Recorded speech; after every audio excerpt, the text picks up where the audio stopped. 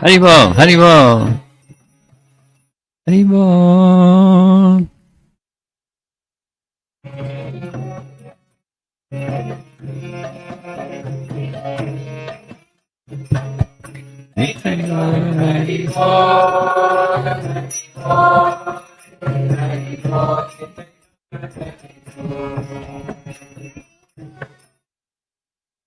Prabhupada.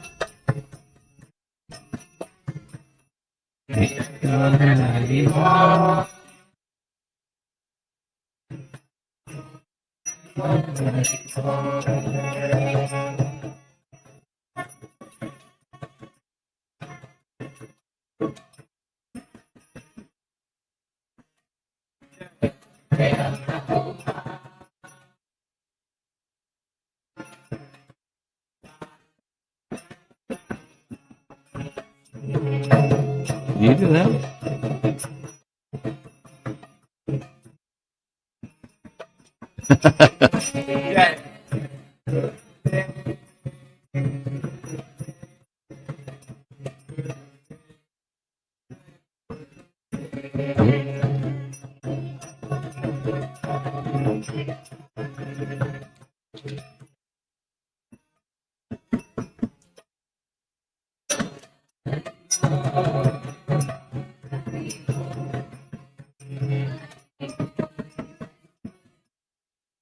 Srila Prabhupada ki Nama Om Vishnupadaya Krishna Prasthaya Bhutale Shrimate Bhaktivedanta Swamin Iti Namine Namaste Saraswate Deve Gauravani Prachadine Devi Sesa Sunyavadi Paschatya Desacharine Jaya Sri Krishna Chaitanya Prabhu Nityananda Shri Advaita Gadadhar Shivas Gaur Bhakta Vrinda Hare Krishna Krishna Krishna Hare Hare Hare Rama Rama Rama.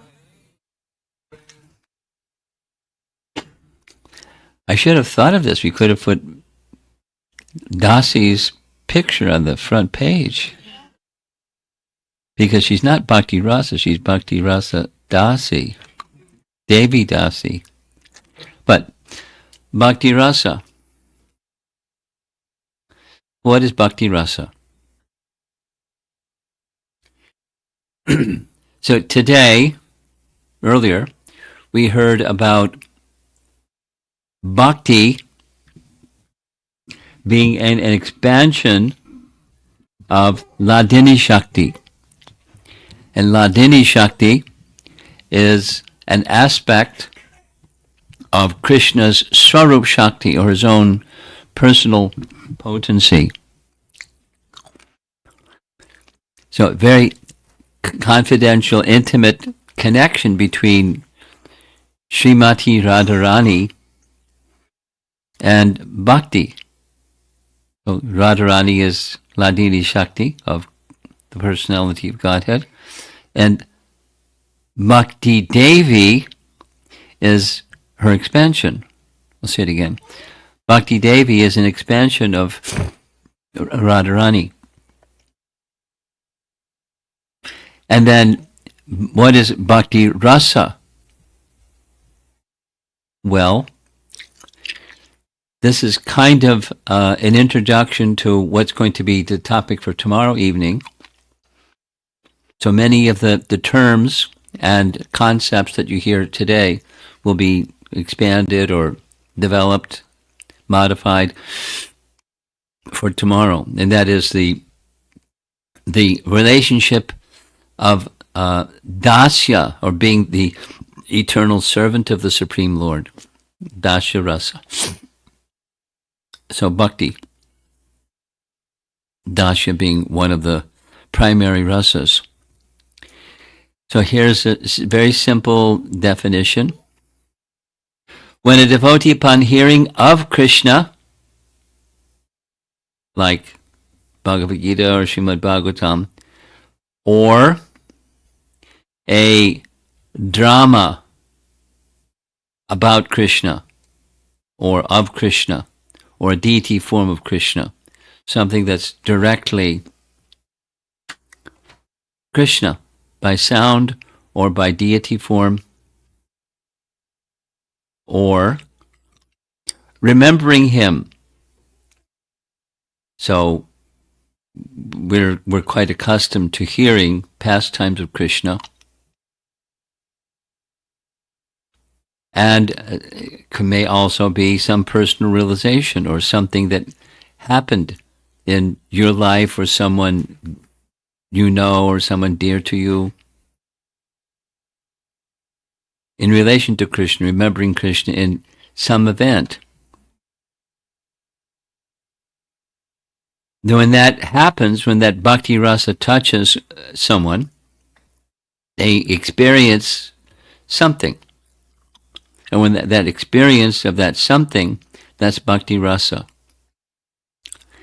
And so some kind of, it may be, a glimmer or a moment or something, maybe extended, but something that's very unique, distinct from a material experience. The magical bliss of bhakti towards Krishna. And that's bhakti rasa. Very simple definition.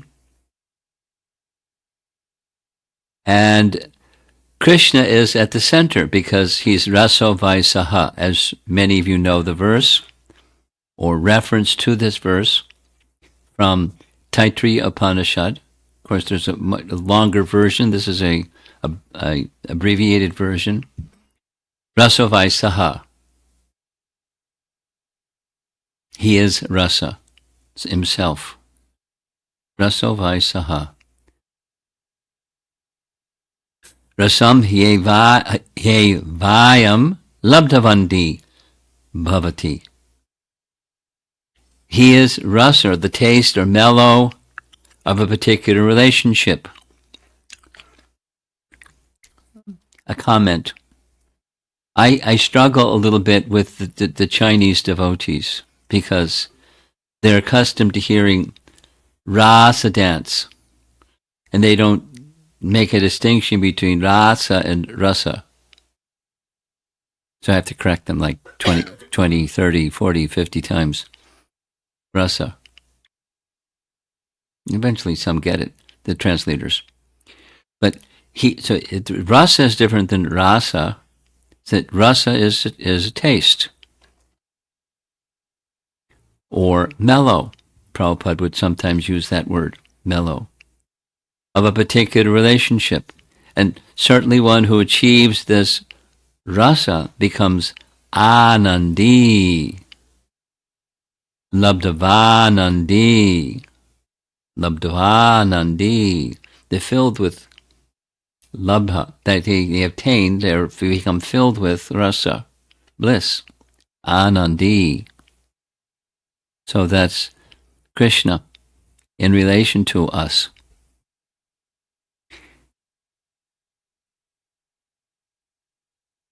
You got a front row seat. Look at that. I've got a question. What's going to happen with the next person that comes in? Where are they going to sit?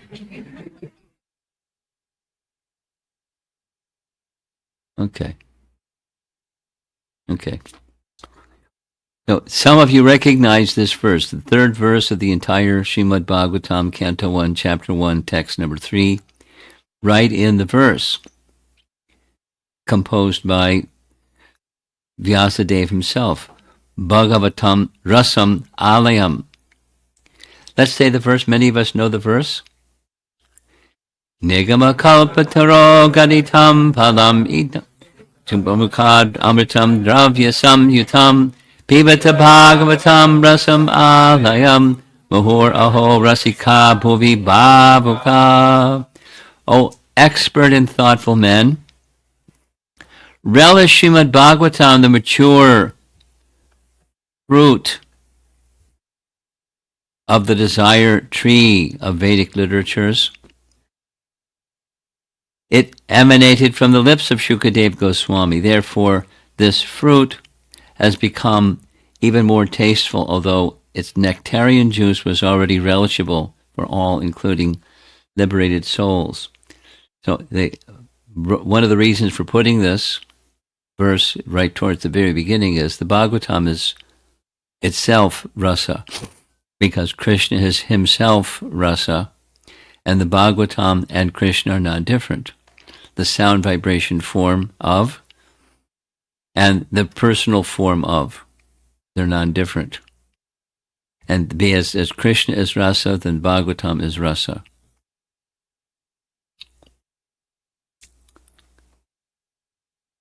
And from the first line, Nigama Kalpataror Galitam Palam. So it's very relishable. Sukha Mukhad Amrita Dravya Samyuta Pibata Bhagavatam Rasam Alayam.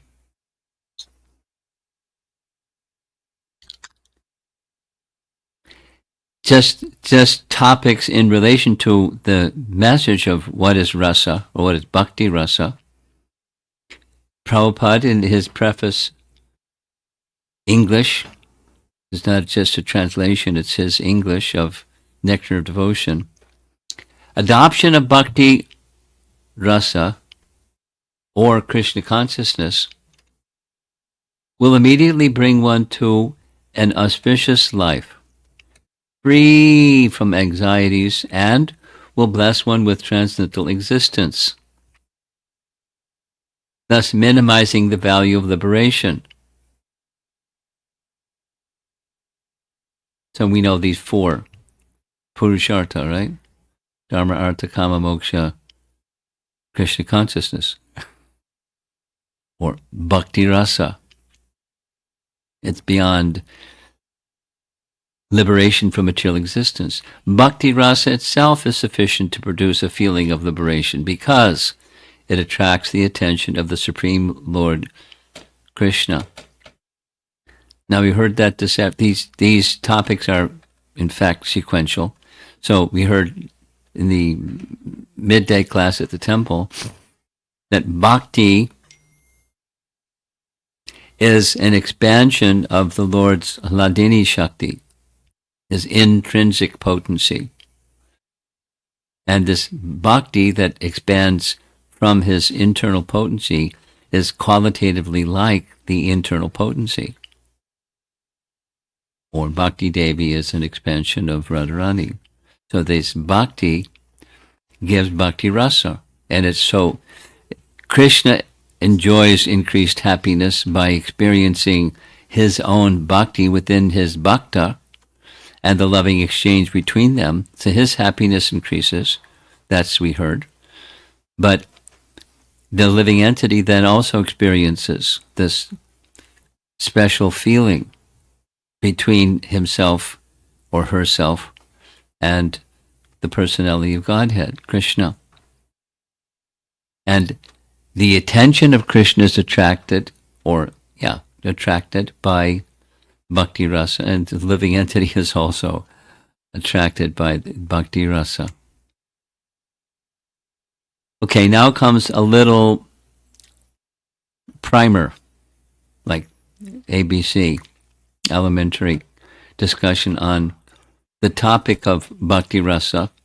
And Bhakti Rasa is resting upon this Sthai Bhava. There's a very nice way to describe Sthai Bhava. There's different ways. One of them is a wheel, just say your automobile. There's wheels that turn, and then there's an axle. The axle doesn't turn, but the wheels turn on the axle if the car is moving. And that sthai bhava is compared to that axle. Understanding Bhakti Rasa has to be built systematically. That's sthai bhava. Sthai, permanent or stable ecstasy. Bhava or rati, pure transcendental experience. So these terms, bhava and rati, technically, or within the Acharya's compositions, they're often used interchangeably. And it's a particular mood of bhakti, a particularly pleasurable mood of bhakti, and an ecstatic mood of bhakti. And when that ecstatic mood of bhakti is experienced at the experiential level, it softens the heart. And in that softened condition of heart, there's this loving exchange. So rasa is a two-way street. That's the simple way. There's something from Krishna's side to the bhakta, and there's something from the bhakta to Krishna's side. I'm sure you remember, I certainly remember, the little sankalpa exercise that we did. You remember? Yeah. So, George Harrison and his sankalpa, in the form of a song, but it's what's inside is something subtle, directed towards the object. And, in one sense, he was out of step with the rest, the other three of his team. But, he had it from the very, very, very, very beginning. Early. And he couldn't find the right place to repose it, but once he found the devotees, it just took off.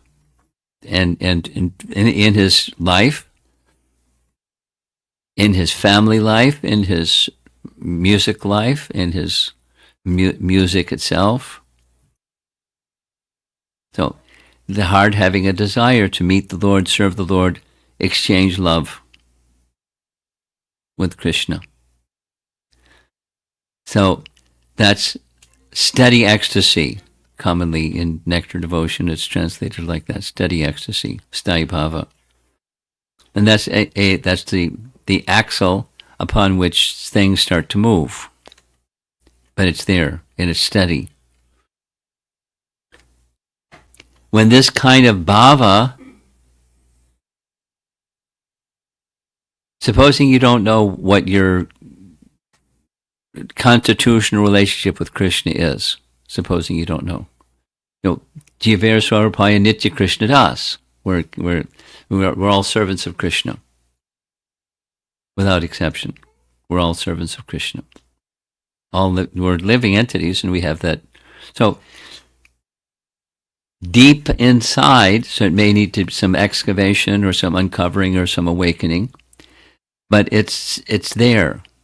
And when it becomes to some degree awakened or moved or stimulated, then it doesn't leave because it's sthai bhava. And the presence, its presence is always in the consciousness of the devotee. That's sthai bhava. And then a certain mood towards Krishna, specific towards a particular relationship with Krishna, starts to evolve or take shape or form. And it's always there, but just it's awakening of that condition. And that relationship has these four primary: dasya, sakya, vatsalya, madhurya. We're all very familiar with these four. Not included is shanta. Although it's a rasa, it's not a relationship because it's shanta, it's neutrality.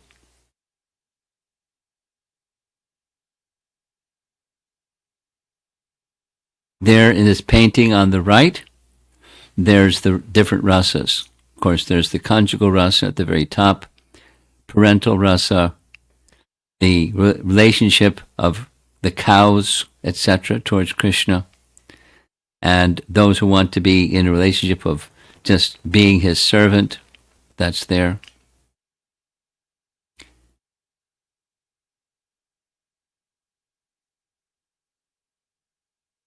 Now, it's always there.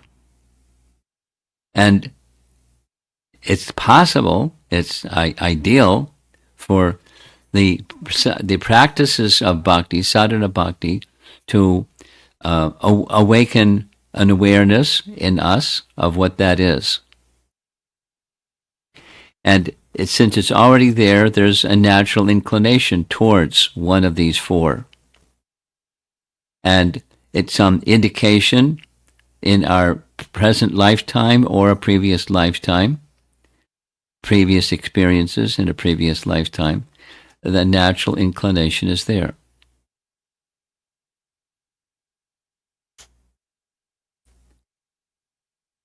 Nourished by, so these are things that we can do to help stimulate or further awaken, starting with Shravanam Kirtanam. And this indication, this is Rupa Goswami's teachings, but same as we heard this nice description from Patanjali of what abhyasa or practice is for a prolonged period of time, just like we just did, the japa retreat. You know, we're more attentive or less attentive or whatever we were. But when there's attentive and it's sustained for a long time, then it helps to nourish the natural inclination, the sthāyi bhava that's there within. In case you didn't know what we were doing, that's what we're doing. And kirtana, there's technical terms.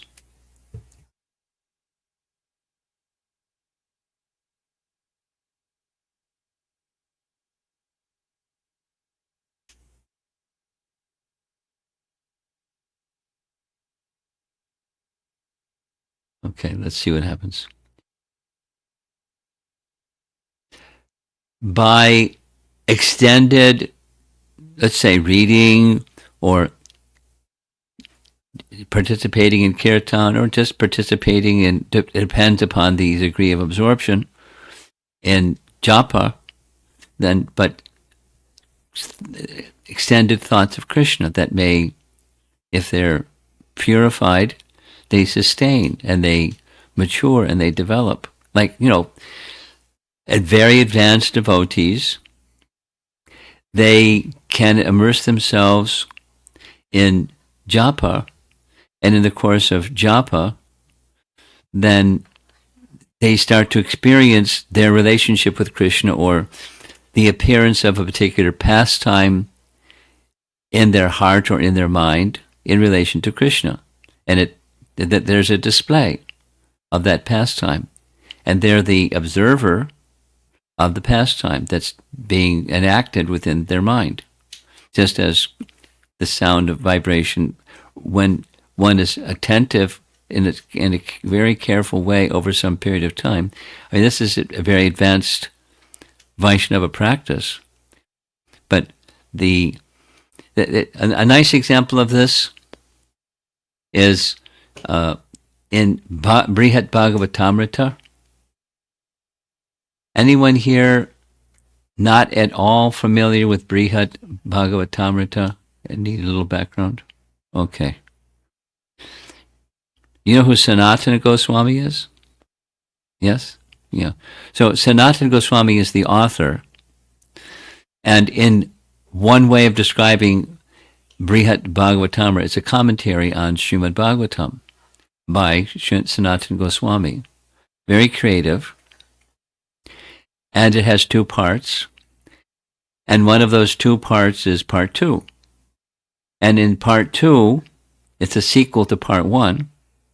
And in part 2, the narration begins with a young boy, a cowherd boy in Vrindavan.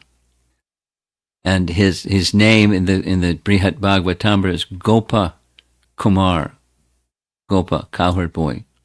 Gopi and Gopa, cowherd boy. Gopa Kumar, young. Kumar age, very young boy.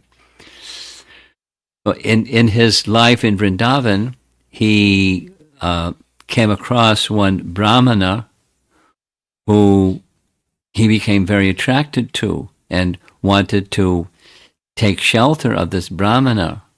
And he requested the Brahmana to give him mantra. So the Brahmana gave him mantra. But as he was giving him the mantra, he went into a swoon of ecstasy and lost contact with the external world. So he didn't explain about the mantra other than giving the mantra.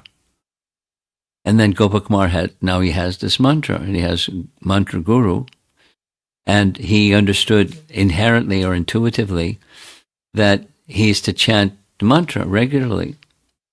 So he began regularly chanting the mantra.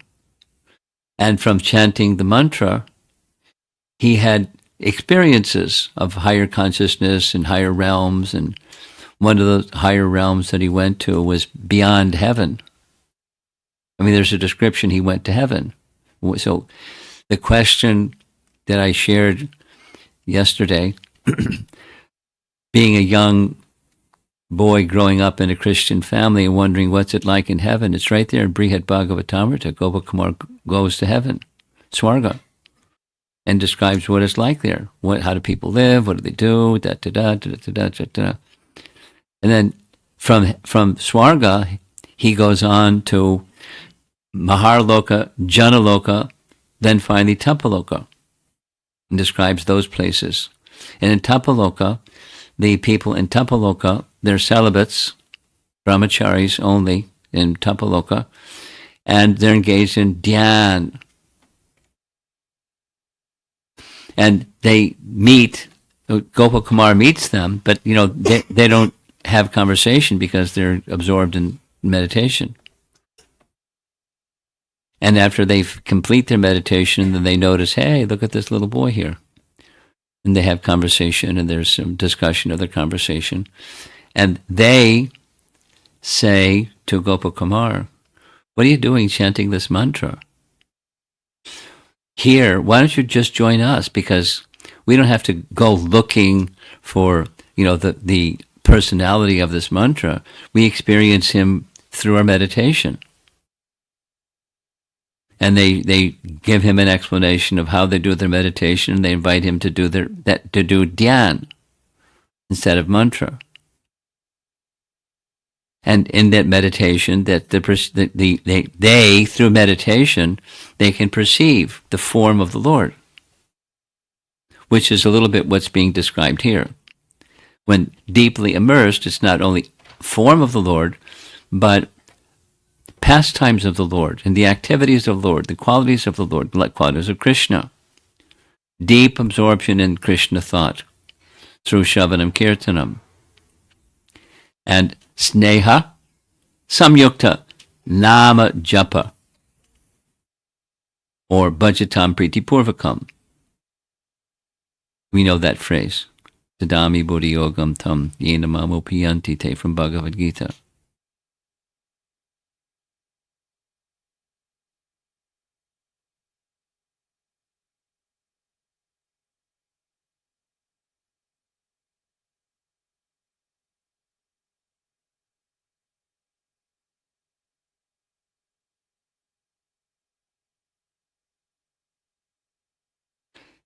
The banner across the top is, how does Sthai Bhava emerge from it's there but not revealed to us, and then what's the sadhana for it to become revealed to us? Our particular Sthai Bhava. It's not at the rasa level yet. It's just, the steady ecstasy, inclination to serve Krishna in a particular way. So how it moves from Sthai Bhava to Bhakti Rasa in this way. Rupa Goswami gives a nice analogy. Everyone understands eating, so it's a really practical analogy. Over here on the left side, there's yogurt, or dahi. And if you add to yogurt That's sthai bhava. You add to yogurt some other ingredients, what's being called here embellishments, some salt, some pepper, mint, mustard, ghee, etc.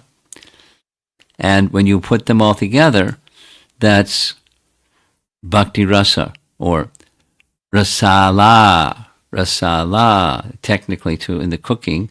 And it's raita, but with spices or embellishments.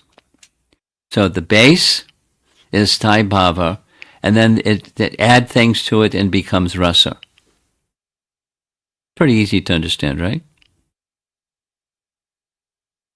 And you're only how old? 4? 5? 10? 7. 7. Do you know how to cook yet? No? There's a cooking lesson. Yeah, you know how to make yogurt? Yes? No? Kind of. No. Okay. Milk with a souring agent, like lemon. Lemon is sour. You put a little bit of lemon in warm milk or hot milk, and it curdles. And you can, from that, you can make yogurt. So, embellishments. What are the embellishments? As in this metaphor of cooking, so there's different bhavas that are embellishments. And there's 4 in number. It's a little technical, but the topic is, what is Bhakti Rasa? What is it? So it's sthai bhava mixed with some embellishments. And stimulants, voluntary reactions, involuntary reactions, and emotions that arise from the mixing of those things with the sthai bhava. We'll go through the names again. When mixed with sthai bhava, the embellishments transform sthai bhava in the heart of the devotee into a very blissful and unique experience of bhakti in the heart, or bhakti rasa.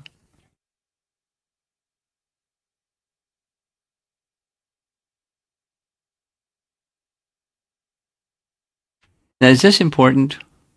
That sounds like too technical. Especially, I skipped purposely the names of the 4 rasas because you can just get confused, makes your head spin. And what's the purpose of all of this? A very simple way to understand the purpose of all of this is this.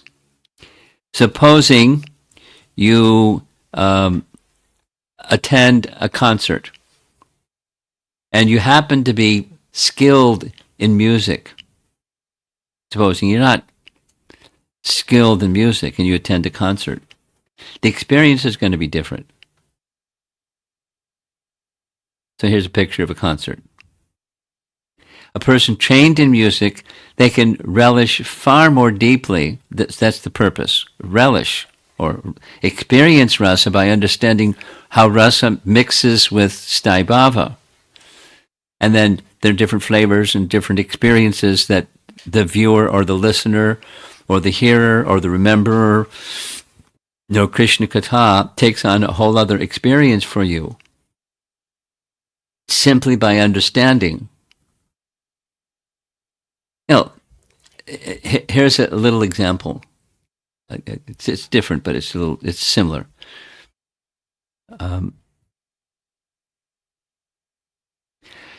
This is something I didn't have much association with Jamuna, but little.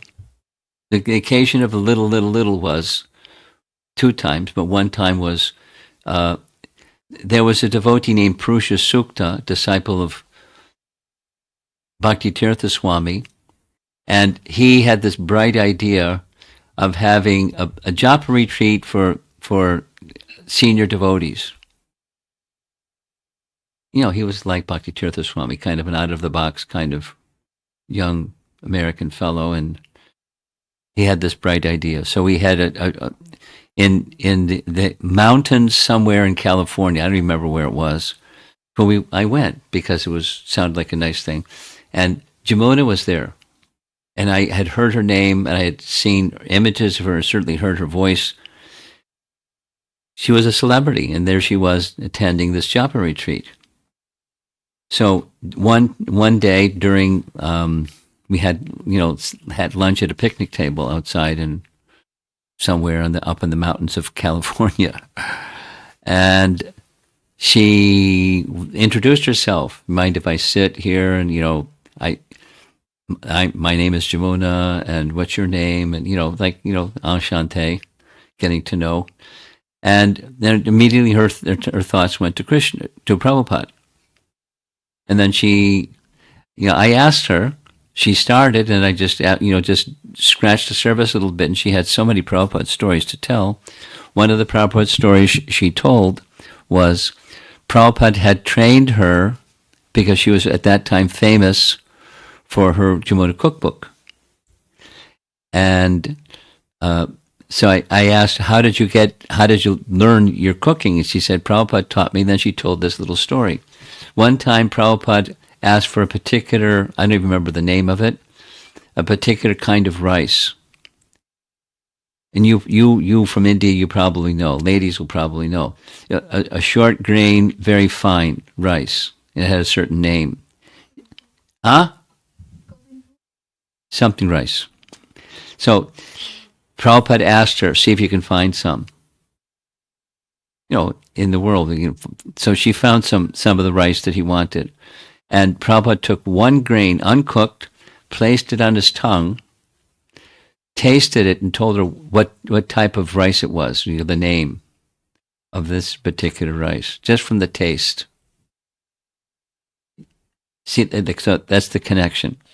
Someone that's refined, just by one grain on the tip of his tongue, and he tasted it, he knew what kind of rice it was. Similarly, the idea of learning about these four embellishments of Sthaya Bhava, what's the purpose of it? It can be something that's simply academic, and it could start and stop at just like something academic.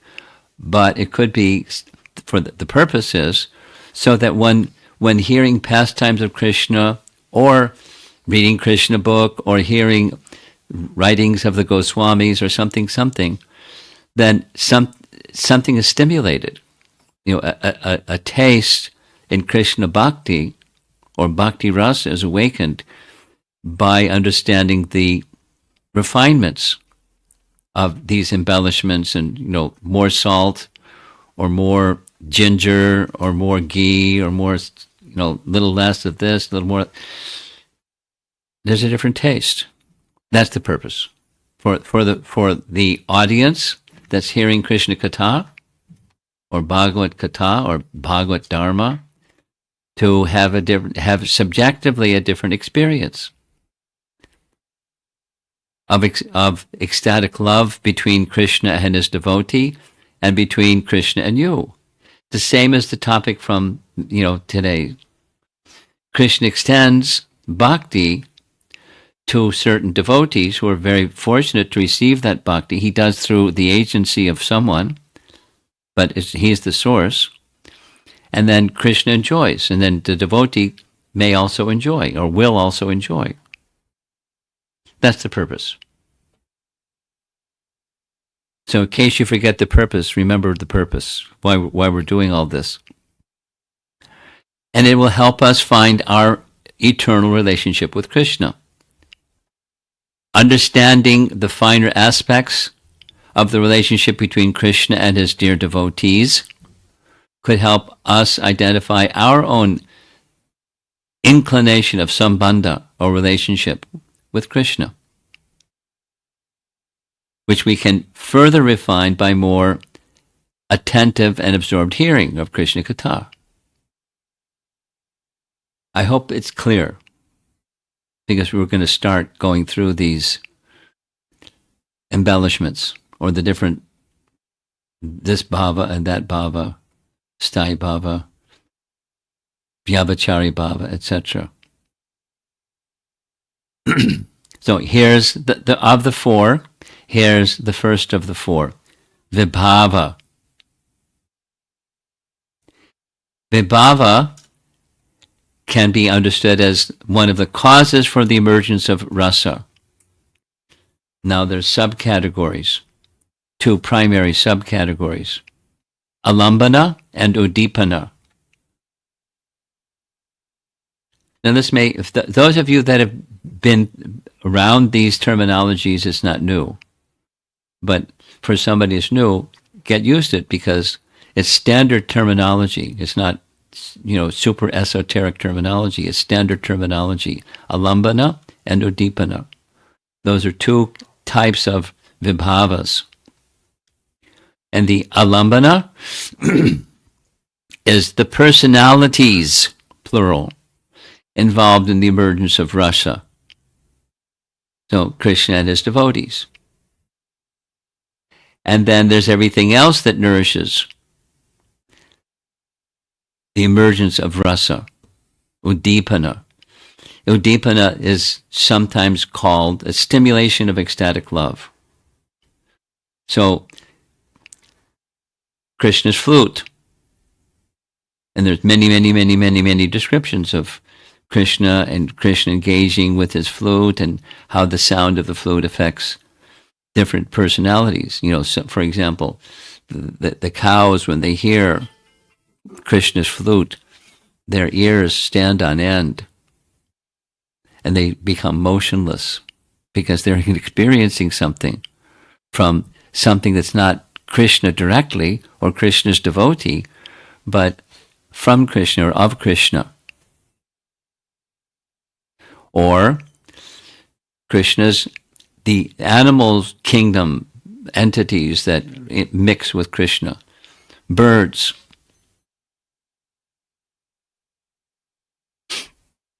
cows and calves, the abode of Krishna, or the river Yamuna. So we're used to hearing about these things, but we may not be thinking how this may have and can have, is meant to have, a stimulation of our own personal ecstatic love for Krishna, or how it's observing how it's affecting others who have love for Krishna, or are participating in festival days, like, coming up soon, Lord Nityananda's appearance day, or etc., etc., etc. So it's anticipating. Of course, there's the decoration of the temple and the decoration of the deity in the temple, and then there's the katha connected to the pastime of Lord Nityananda's appearance and the activities of Lord Nityananda with Lord Chaitanya, and all of those things are in this category of udipana. It's not directly necessarily the personalities involved in rasa, but it's paraphernalia connected with the pastimes, the dham.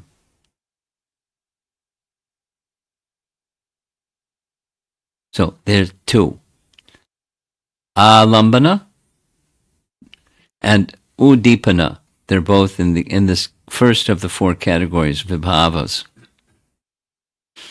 Now, where is this all going? That's one of the ingredients, and you put some amount of this, and then you move on, some amount of that, and some amount of the other, and you mix them nicely, and you get a certain rasa, bhakti rasa. And then same base, the dahi, and then some other embellishments, and you get another. Krishna is at the center. The sthai bhava of each living entity is what it is. It's steady ecstasy. Uh-oh.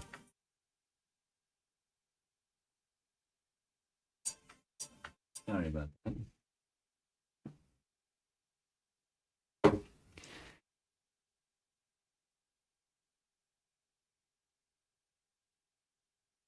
We're halfway through.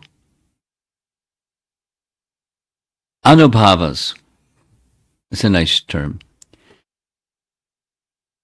Anubhavas are voluntary external actions that express from the heart something that's going on in your heart or in one's heart, an emotion that's churning within one's heart. And then a voluntary behavior like dancing or singing or breathing heavily or smiling or, other symptoms. 14 symptoms are found in Bhakti Rasamrita Sindhu or Nectar Devotion.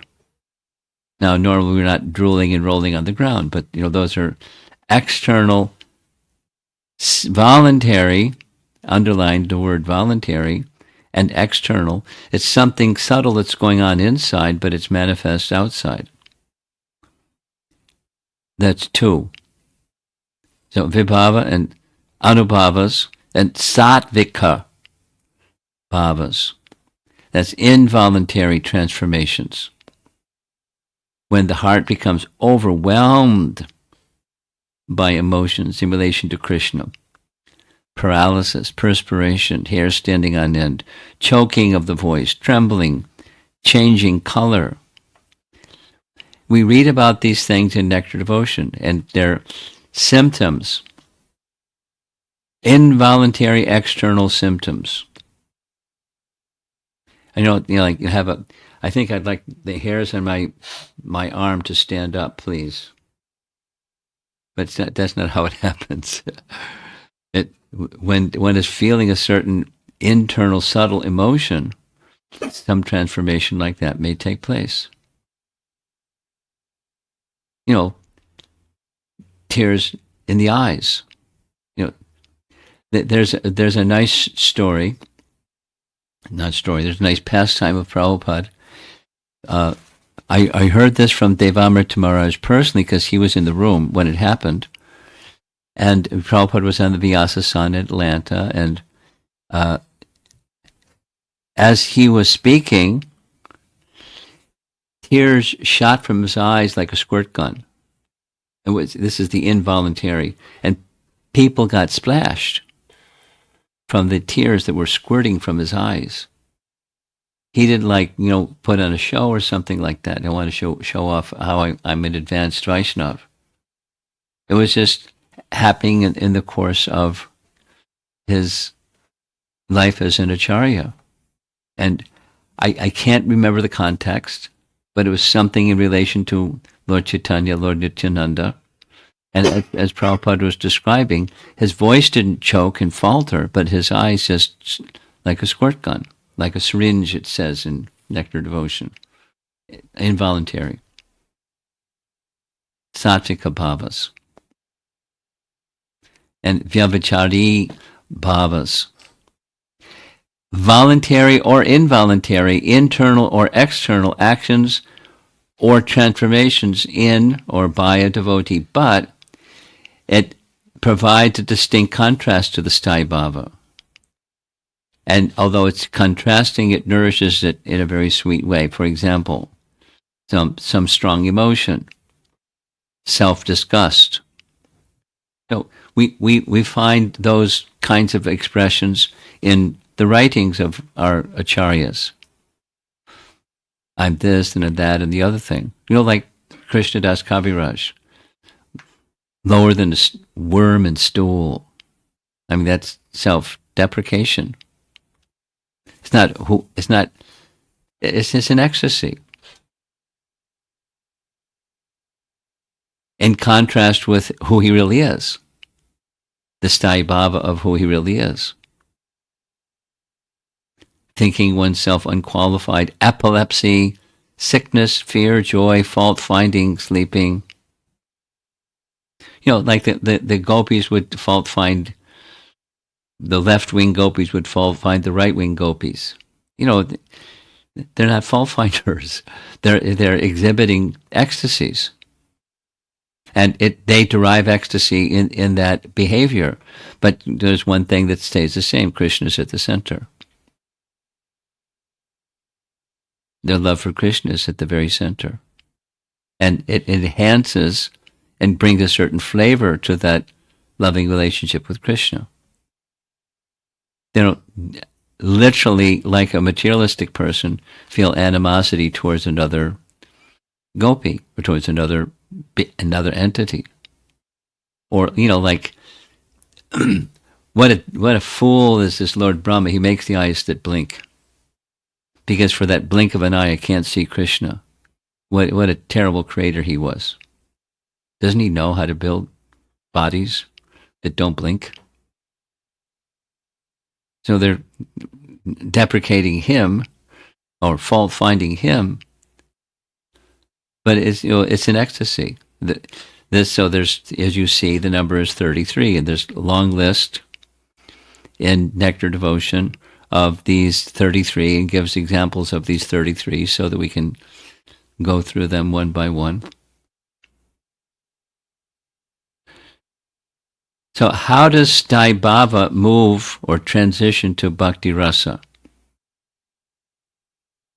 It's when these embellishments nourish it. And one of the mediums for embellishments to nourish it is hearing from the right source, from a pure devotee who explains Krishna Katha in a deeply blissful way. Now, Prabhupada didn't go out of his way to have music in the background and enhance his narration. He just because of his purity, he didn't require that. Doesn't mean that people that do that are lesser, but he didn't require that. And an example that's given here is Gopal Champu. What's Gopal Champu? Who wants to volunteer? Someone in our audience. What is it? What's Gopal Champu?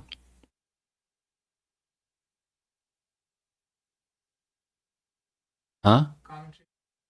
The contents of 10th canto. That's your answer. Okay. Anyone else want to? That's correct. Anything further? Gopal Champu? Yes, authored by Jiva Goswami. And what is it?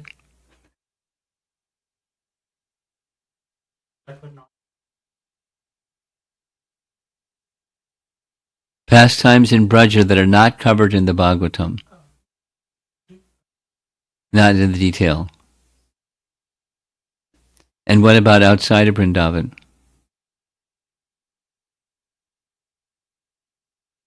You're not sure? Okay. Paramakruna, why don't you educate us on what is Gopal Champu? Not simple, not nothing elaborate. Yeah.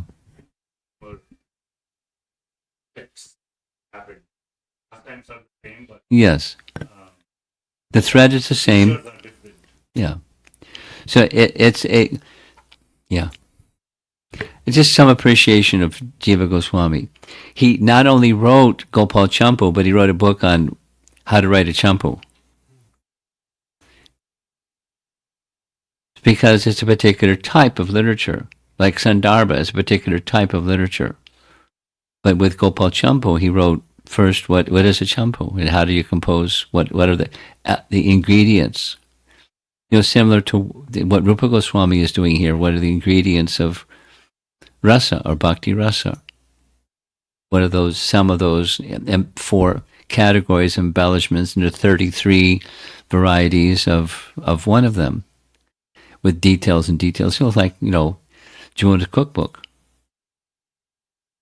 I mean, it's not the same, but it's similar to details and details and details and details and details and details. For people that really want to have refined cooking, the details and details. And where did she learn? From Prabhupada.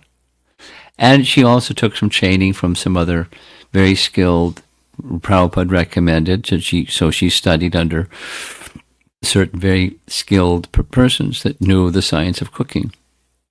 And then she wrote the cookbook and how to make different rasas, or different tastes of cooking. It's like, that particular 1 grain of a particular type of rice, and Prabhupada knew. Anyway.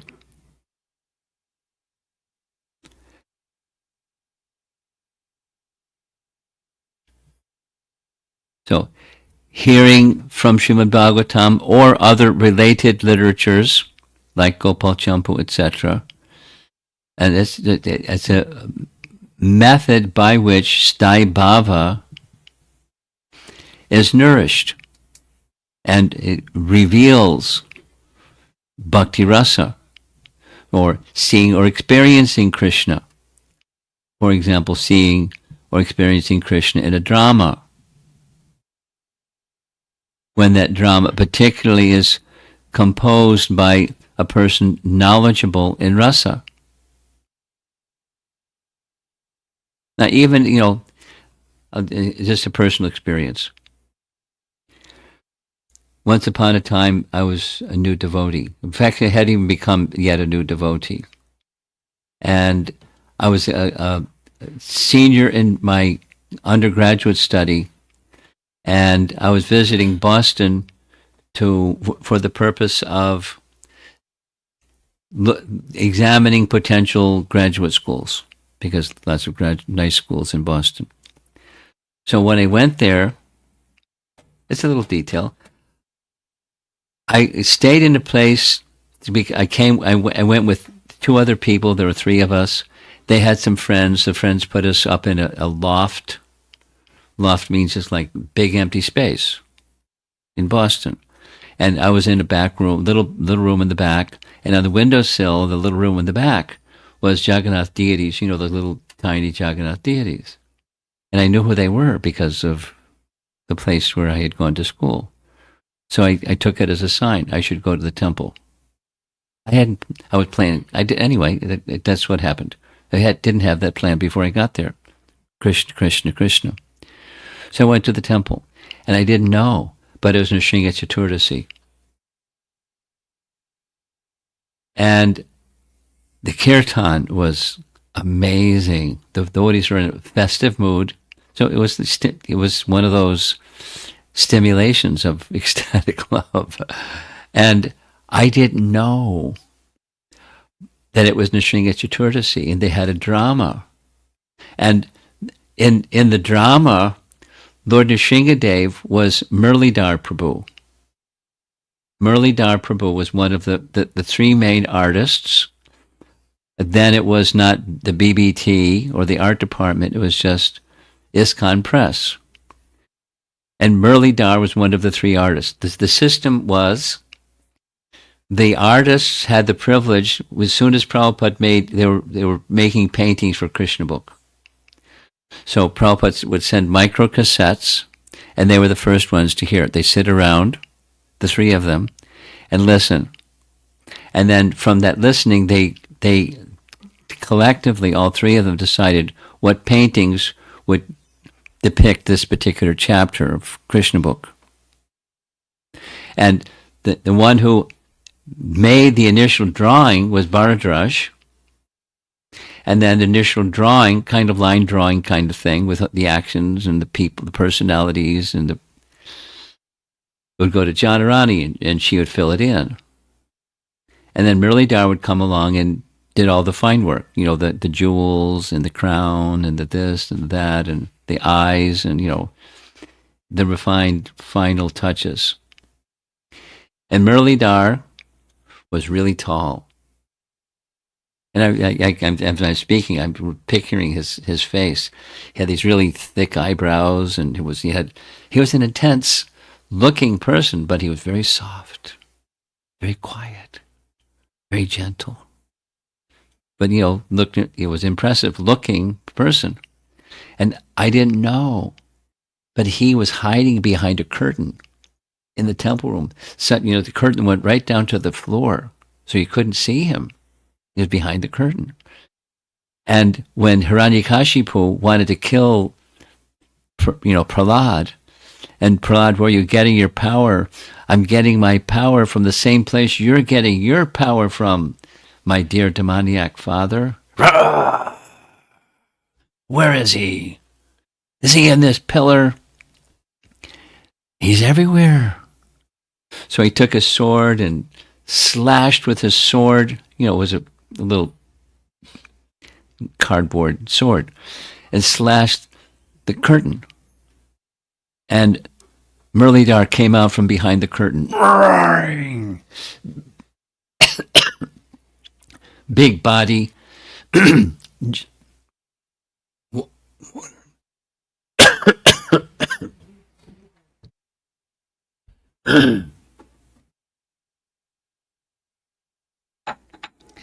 got too excited.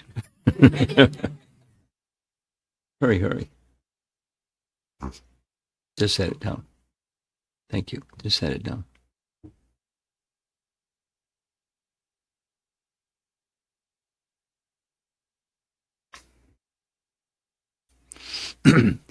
Arms up in the air. He didn't even need, fake fingernails. He just roar, and the audience went, whoa. And he was in this angry mood, and he grabbed Lord Nrsingadev and threw him across his lap because he had a chair to sit on, and ripped him apart, and intestines, because they had like little props, and pulled his body apart. And the audience was like, whoa. And that was Lord Nrsingadev. And it produced an ecstasy. A big surprise, but, in a drama enacted with properly depicted emotions performed by artists who have immersed their thought in Sri Krishna. So that's an experience of rasa. Obviously it was a very powerful experience because it's so many years later. I'm remembering that experience. It was intense. It was ecstatic. Or on a festival day or any particular day when the deities are dressed very, very nicely with nice ornaments and this and that and the other thing. Like many of you, maybe you're one, I'm one. From time to time, I get these photographs of Radharaman in Vrindavan. And the pujaris of Radharaman in Vrindavan, they dress him in different ways according to the festival. And they're really creative. It's really nice. I mean, anyway, it's really nice. And so one can easily examine the details because the deity is quite small, but the details are exquisite. Like Balaram's appearance day. He's got a plow.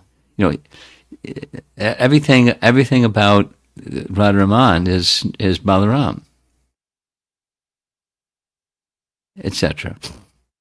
So deity dressing or deity festivals, remembering Krishna, certain pastimes. Maybe you have your favorite pastimes of Krishna.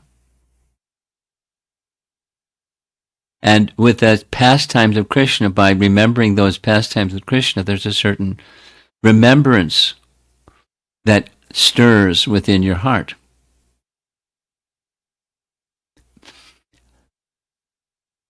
I'll give two examples. One is personal, and another is Prahladananda Swami. Prahladananda Swami, there were a whole group of us that went to college the same place. Like here in Portland, 3 very prominent devotees went to school together at Reed College in Portland. Shyamasundar, Mukunda, and Jamuna. They all went to college together. So where I was, I made a list. There's 20 of us that came from the same place. It was really nice. Prahladananda Swami was one. And he was very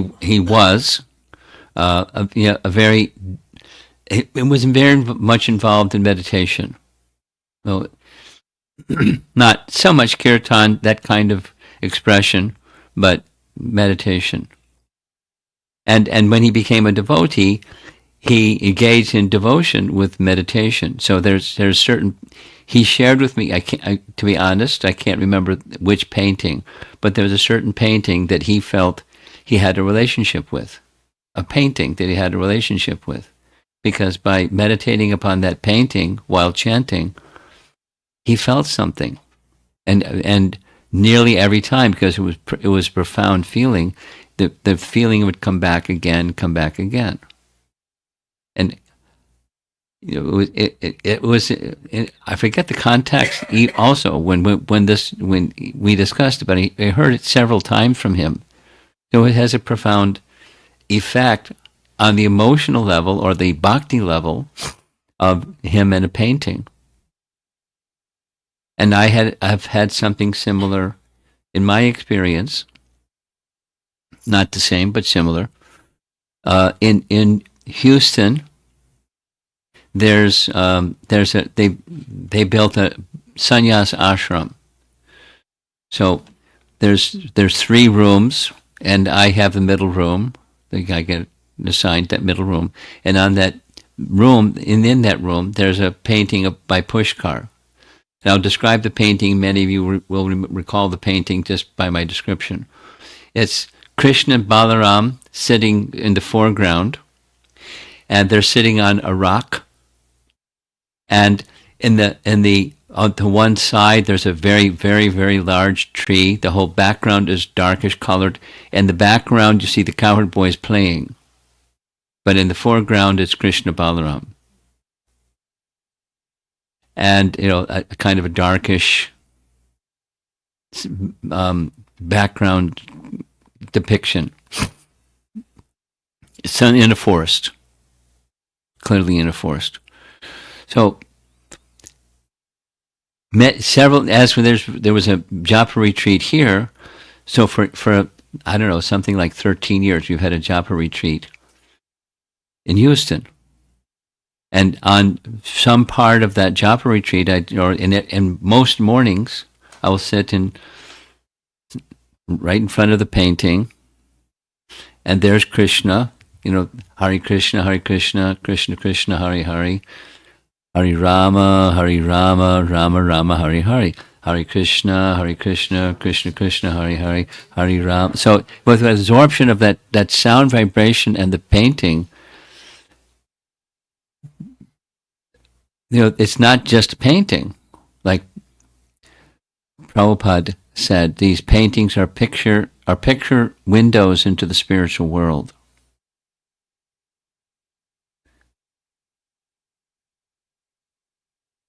One devotee recently asked, what about these artificial intelligence generated paintings? Are that also a picture window into the spiritual world? That's a nice question.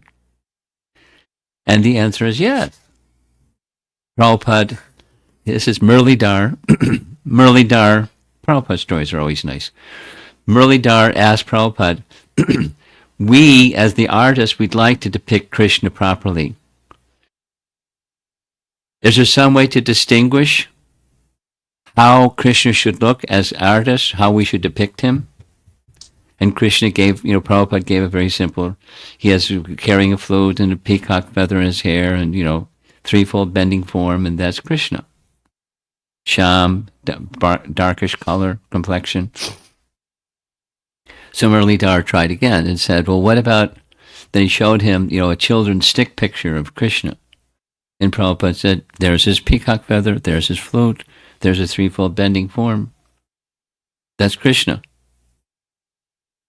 And, Murlidhar didn't have much more to say. I mean, that's what Krishna looked like to that little boy. And that's what Krishna looks like. Can Krishna look like that? Why not? So if Krishna can look like that was the answer to this devotee. So the artificial intelligence generated images are also picture windows into the spiritual world. So this painting on the wall of the sannyas ashram is a picture window, and there's a palpable exchange between the sound, and the mantra and the painting and the experience of Krishna. I don't know how to properly put it in words, but it's Krishna can reveal himself. It takes absorption, and it also effort on our side and mercy on Krishna's side. But these are how Sthai Bhava can transition to Bhakti Rasa. Then the devotee experiences an inexplicable, deeply spiritual, intense and magical bliss of bhakti towards Krishna in his heart, within his heart. This deepening, unique, spiritual, blissful experience of the Sthai Bhava within the heart of a devotee, that's Bhakti Rasa. So, from Scripture, here are these four, and actually it's now become five. So, Udipana and Alambana is divided into two. So, Vibhavas, two, and then each of the others.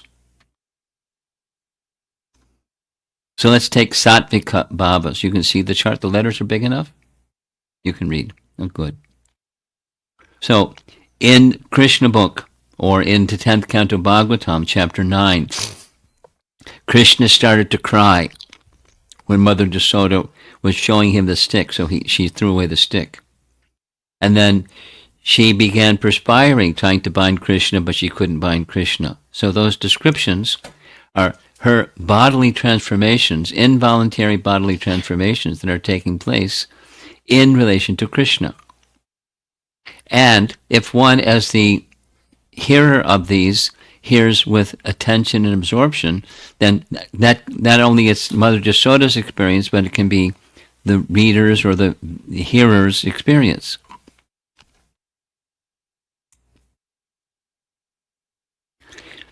So without going through all what's on this chart, it's a nice chart.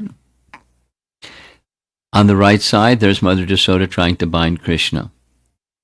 So very, very succinctly, Bhakti Rasa. Fear personified is fearful of the Supreme Personality of Godhead, Sri Krishna, and that same Krishna is afraid of a simple village woman. Such is the amazing quality of bhakti that Sri Krishna comes under the complete control of his pure devotee. That's Bhakti Rasa. That's further extension of the principle within Krishna's pastimes. So we're reading Krishna's pastimes in Krishna book or in the 10th canto. And there's potency in that subject matter to stimulate and awaken emotion or Bhakti Rasa. And we're going to end quickly. This is tomorrow. We're going to just take the Dasya Bhakti Rasa, specific to the relationship between Ramachandra and Hanuman, as the example that's given again and again and again about of the different rasas that Hanuman represents or manifests Dasya Rasa, superlative way.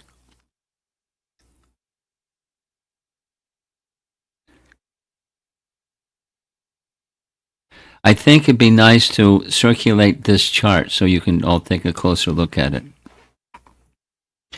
And it's just examples. Don't take a picture. I'll circulate the chart. Because you do that and then everyone's going to get their camera up and it's distracting.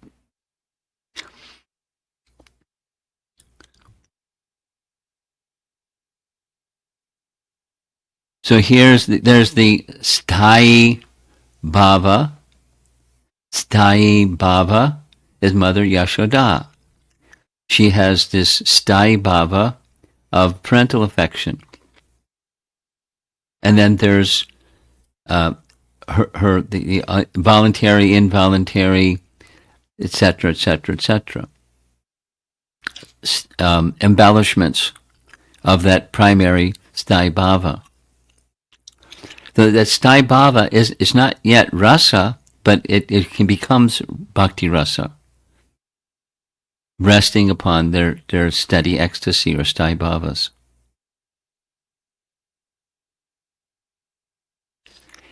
Now, one more time. Why are we doing all this? And it's the purpose. But back to that example of a concert. Probably most of us. I don't know if any of you have attended anything that looks like this. An orchestra. Certainly, I did in as a young person growing up in America. It was not uncommon to see an orchestra. So maybe with some traditional Indian instruments and performers of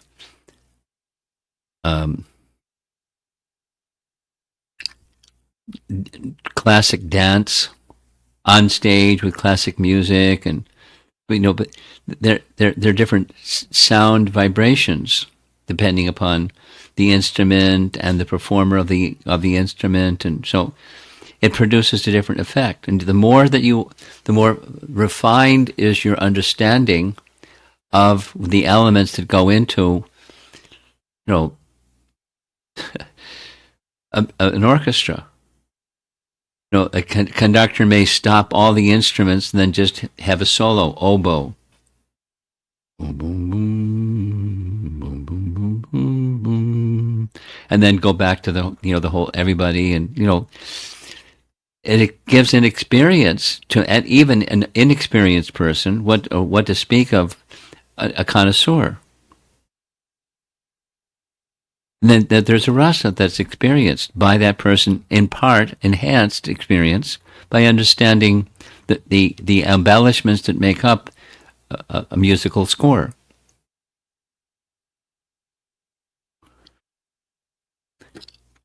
That's why. So that as we go forward in time, and we're reading Srimad Bhagavatam or reading writings of the Goswamis or something,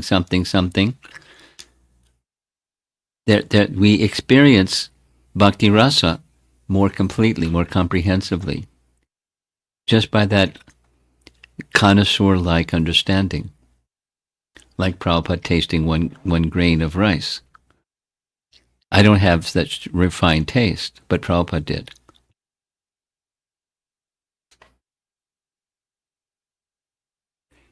Okay, that's our topic for this evening.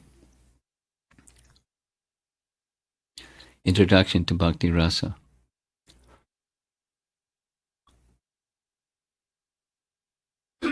We started at 5 o'clock. It's now 6:30. Let's see if there's some discussion.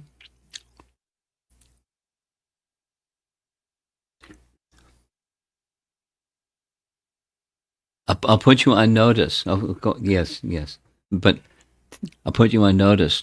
Tomorrow morning, 3:30 a.m. Pacific time, I have a Zoom call with Chinese devotees. So I need to take rest early, get up early, chant early, and be on a Zoom call early. I'm not complaining or anything. That's a life of sannyasi. We do what's required of us. But just so that you know, if I do the 23 skidoo when we're done, it's because I'm running off to the morning class tomorrow. Okay.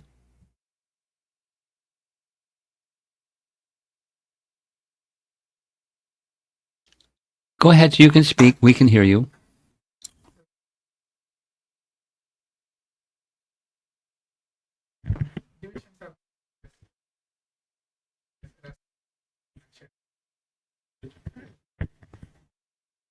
The one which is more perplexing for me is the Vyabhichari Bhav, because you introduced the Bhakti Rasa as something that the devotee experiences and it gives them pleasure because of in relation to the Lord.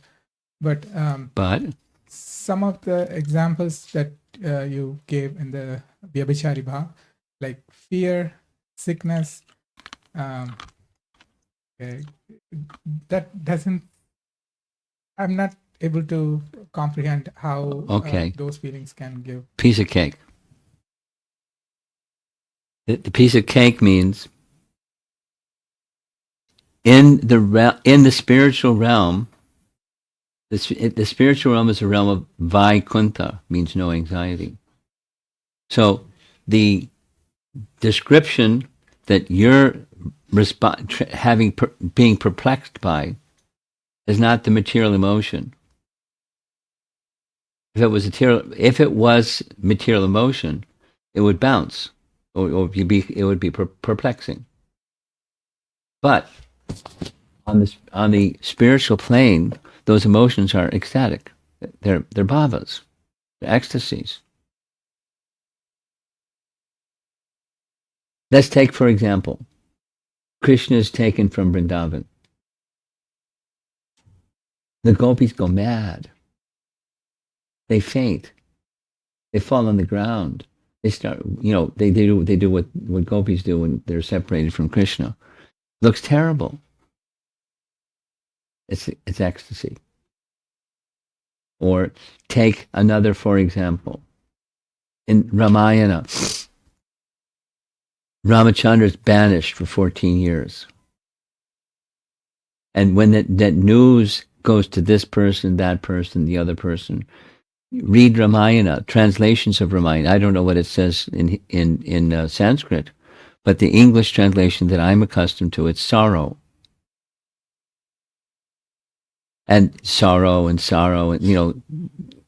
Dasarath dies of sorrow. And etc. But it's ecstasy. In fact, according to Rupa Goswami, each of the secondary rasas, because there's primary rasa is not sthai bhava, primary rasa is primary rasa. The primary, situation that one may be engaged in a relationship with Krishna. So, each of those secondary rasas, 7 in number and then mixtures of the 7, they have a presiding deity. And the presiding deity for sorrow is Ramachandra. It's an ecstasy, and he is in charge of it, or the presiding deity of. It's ecstasy. Doesn't look like ecstasy. Looks like real sadness. And, name the names of persons who feel sadness. Bharata. And, etc., etc., etc. When he hears what his mother did so that he can become king and send Ramchandra to the forest, he wants to smash her as his mother. So there's the presiding deity of. It looks really bad, and it's an ecstasy. So it's a different lens to look at spiritual relationship with the Supreme Person. And it has secondary rasas, along with primary rasas. And they're spiritual. They're not only spiritual, they're ecstatic. They're ecstatic. To you and me in reading about it, doesn't look like at all like, Krishna's taken from Vrindavan and they go mad. That's not ecstatic. They curse Akrura. They cursed Lord Brahma for eyes that, it's an expression of ecstasy. They're feeling ecstasy within, in different moods. Thank you, Maharaj.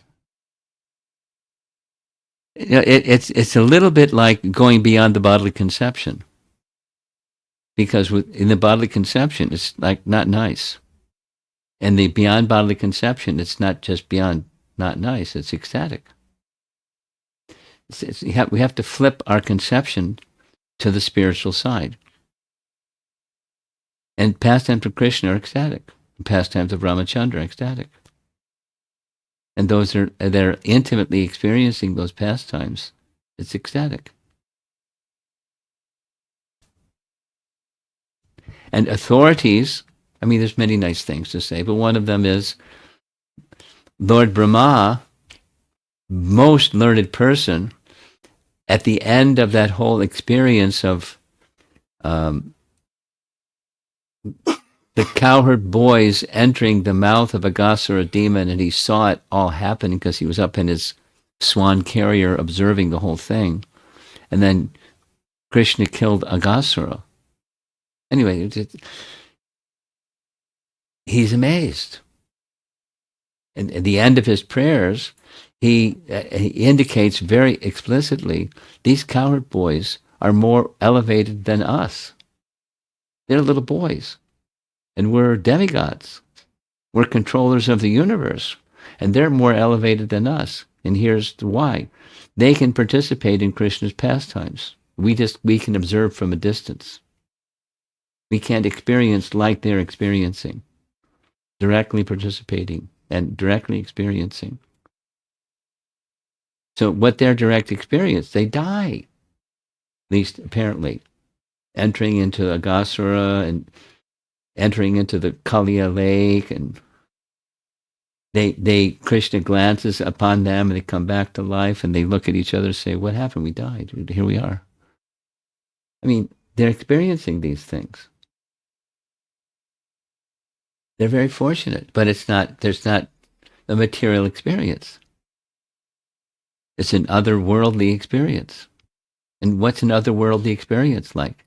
Bhakti Rasa. Love in relation to Krishna. It's easy, it's too easy to hear and think in material terms. Krishna's dancing on the hoods of the Kaliya serpent. He has 1,000 hoods. And he's dancing on all his 1,000 hoods. And the 1,000 hoods are trying to bite him. I mean, it's all like, come on. Come on.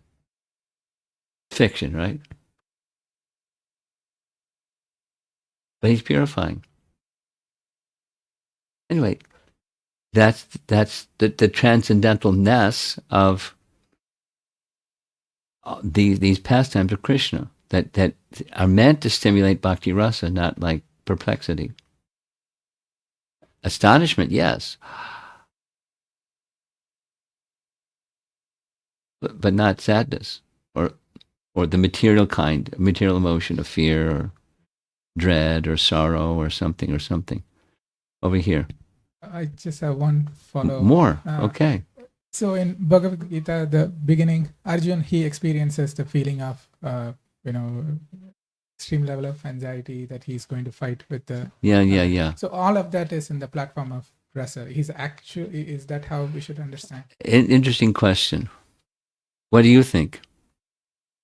From this explanation, it looks like those are Vyabhichari Bhavas. Nice way to look at it. But on the one hand and on the other hand. On the one, so he, Arjun, was induced to experience what he experienced. Meaning, he's a pure devotee. And he doesn't have lamentation and fear and dread. So is that an ecstatic emotion? Or is for the purpose of narrating Bhagavad Gita, as Arjun put into a position like we're in, where he's apparently bewildered, and he has forgotten who Krishna really is. So one can argue either way.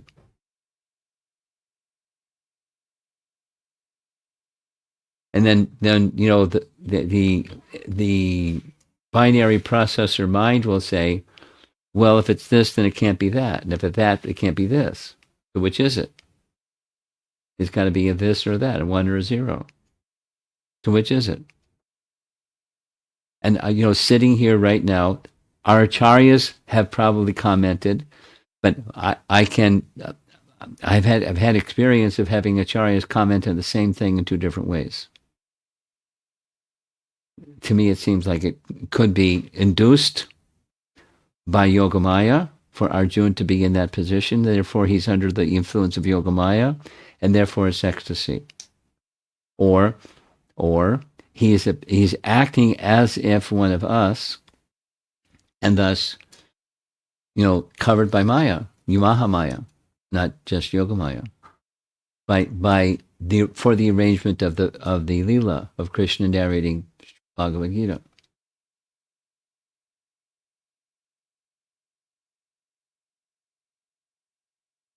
It's very complex. But Yeah. And the bottom line, in one sense, it doesn't really matter. Whether he was in Mahamaya or Yogamaya, acting that way because Krishna induced him to act that way, that's it. It's an ecstasy of Arjuna. Either way, it's fine. My personal inclination is it's induced by Krishna. It's an ecstasy. It's like what you're saying. You don't understand it now. If one way to understand it is, it's the internal potency acting upon Arjuna, and he's in ecstasy, feeling bewildered. A great warrior with his dropping his bow, and I shall not fight, and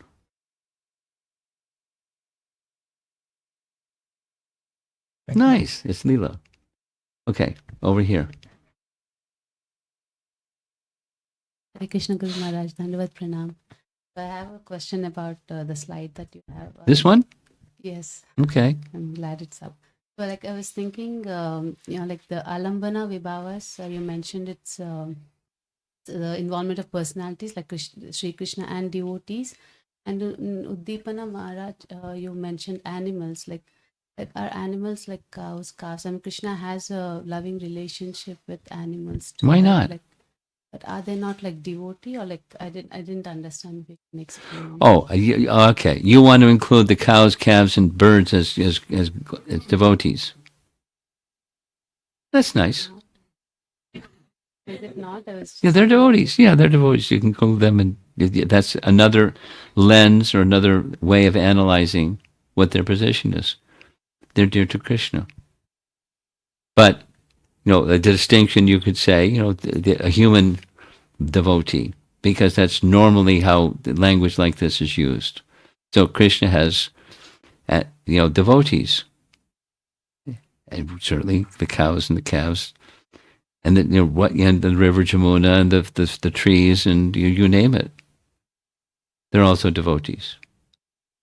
So what you meant, like referring to devotees, like human. Yeah. That's a practical way to depict.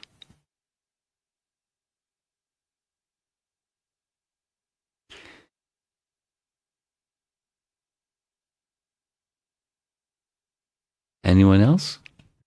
Thank you, Guru Maharaj. Noon class that you covered from Bhakti Sandarbha, you used two terms, Swarupananda and Swarupa Shakti Ananda, with regards to how the Lord experiences happiness within himself. I wanted to just know if there are any examples to illustrate or to drive these 2 points home. Well, the examples are right. I can pull up the slide, but the examples are right there on the slide.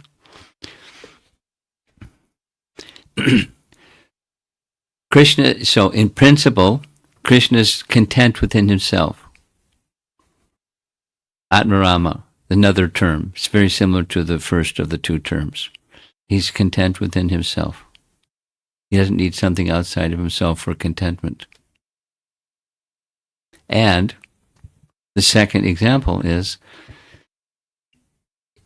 he, Krishna, Bhagavan, expands a portion of his ecstatic potency and invests a portion of that ecstatic potency in the jiva.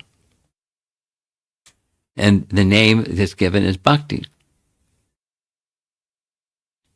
As in the expansion of Radharani is Bhakti Devi. And Bhakti Devi invests Bhakti in jivas, certain jivas, and they're very fortunate jivas to receive that. So that's the distinct. Those are the examples. A jiva that's carrying bhakti, and Krishna himself, who's the source, and is full in himself by his own Swarup Shakti, by the name or a division of which is Hladini Shakti. Those are the examples right on that slide. Does that help? Okay. Yes. Hare Krishna Maharaj. So in the analogy of dahi to raita and these embellishments, Yeah. do these four have, these are necessary conditions, or either of them could Combinations. combinations? Yeah. Okay, They're not all necessary ingredients. got it. A second follow-up is like, I see that out of the four, Vibhav is totally separate in terms of definition rather than three. Other three are Say it slower. okay. Out of the four broader categories of embellishments, Yeah. Vibhav, the way it is described, looks different than the other three in the sense that the other three are like voluntary actions or transformations which happen. Yes. And these are, for some reason, interesting. These are more fundamental. And they're listed as causes. I'm reading the slide. And Okay. it just struck out to me. Is it? I'm going to defer this question to Parma Karuna because he studied this topic super thoroughly.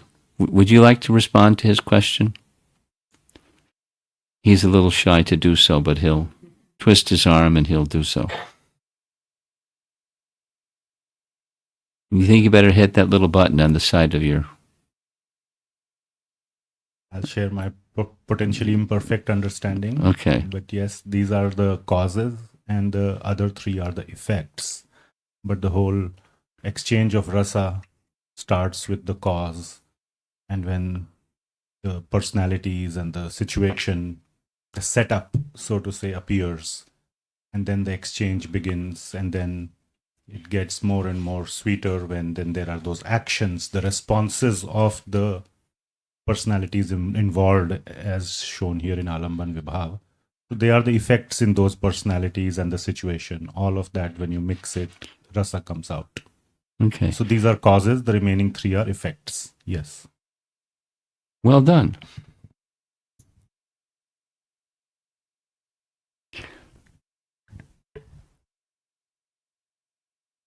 Would you like to comment on this? Oh, can't find it.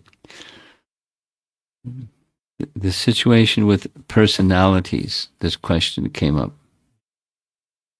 Yeah. Where is that slide? Huh?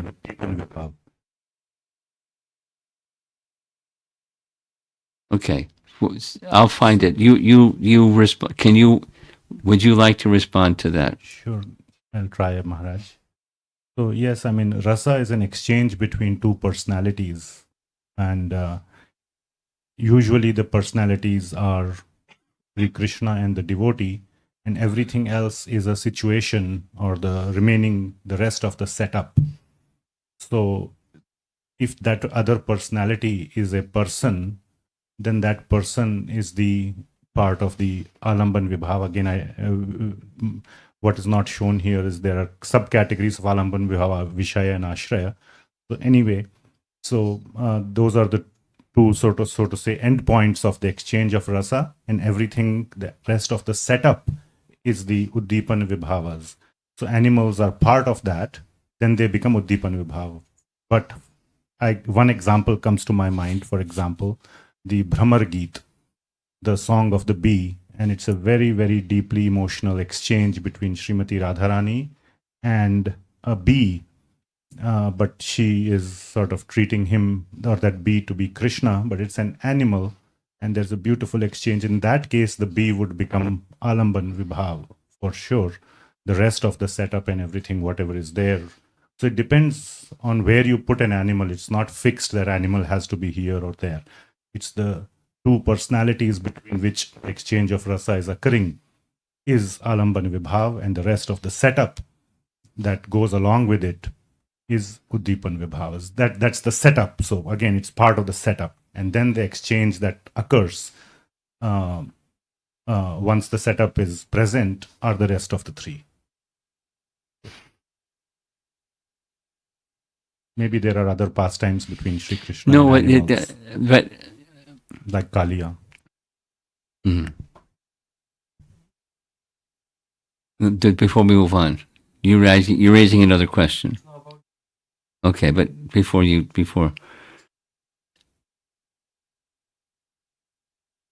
so a response that you're offering to this distinction between personalities involved in the emergence of rasa, Krishna, and the devotee, down below as calves, birds, etc. They're also devotees. That's not there's no disagreement. No. Rather, the role that they're playing, as you're saying, the primary person who's on the receiving end, giving and receiving end, and then there's secondary persons that are they can become primary, like the bumblebee. Yep. And then so the context specific depends. Yes. Is that okay? Okay. Now, on this one? I think Prabhupada mentions in Bhagavad Gita introduction that there can't be exchange of rasas between a human being and other living entities. It can or cannot? There cannot be. I was just looking for where it was written, but I remember reading that. So what's that in relation to what the question, what's on you see on the screen, or the question that was raised over here? Like if you put cows, calves, birds in the first category, then the exchange between those animals and the devotees won't take place. So you're saying the same thing, but that the exception and an exception is a bumblebee. But they consider them as Krishna. What? But gopis consider bumblebee as Not they, Radharani. She was treating the bumblebee like Krishna. Yeah. You're okay. So you're in agreement with all, there's no disagreement with what you're saying. You're just amplifying based upon this Bhagavad Gita introduction reference.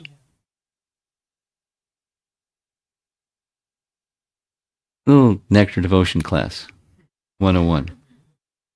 And then tomorrow evening is, 1 and 1.5. Or the application of this.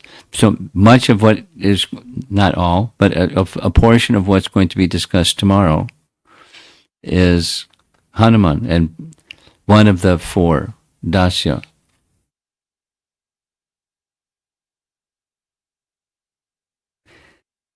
And one of the reasons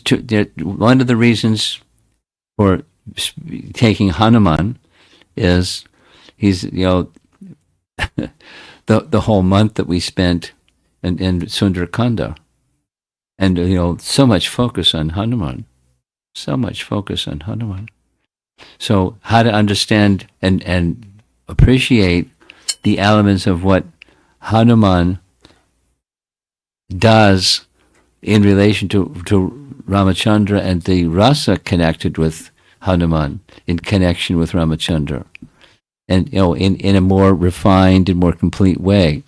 Now, what's going to happen tomorrow, and even what's happened here, as we just heard, there's details and details that weren't mentioned, because it would make your head spin. This is not intended to be a nectar devotion class. It's a introduction to Bhakti Rasa. What is it? And same with tomorrow, the Hanuman. You probably know some devotees that are ardent Ram Bhaktas, and they love Ramayana. They love Ramayana. And their lives are immersed in Ramayana as much as some of us, our lives are immersed in Krishna and Vrindavan. They love Ramayana, and they have an experience, a rasa of Ramayana that's very, rich and filled with feeling. I'll just share this. Because of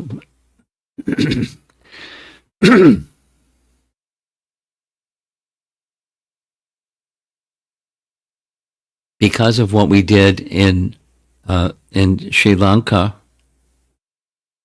from that experience in Sri Lanka with Nityananda Pran and the musical performance and recitation of slokas, from that they received 4 or 5 different invitations to go to this place, that place, the other place, and perform. You know, they have a certain. They change the topic slightly, but they're, you know, the music performers are the same, and so they're really enjoying what they're doing. They're really enjoying sharing with others what they're doing. It's like it's a loving exchange with them, between themselves and Lord Ramachandra and Hanuman. And it's rasa. It's very clearly. So that's a reason for choosing Hanuman. And I'm sure if you invite them to come here, they'll come here too. Have you already done so? You did? Okay. Did they say yes? Huh? They're booked. Next year. Or this year. Okay. Reading the Jaiv Dharma part 3. That one, I will put a comment here says, like Rajanath is asking Goswami, say, Gurudev, so far we have understood your expression on Vibhava Alambana. Kindly explain the stimuli known as Uddipana.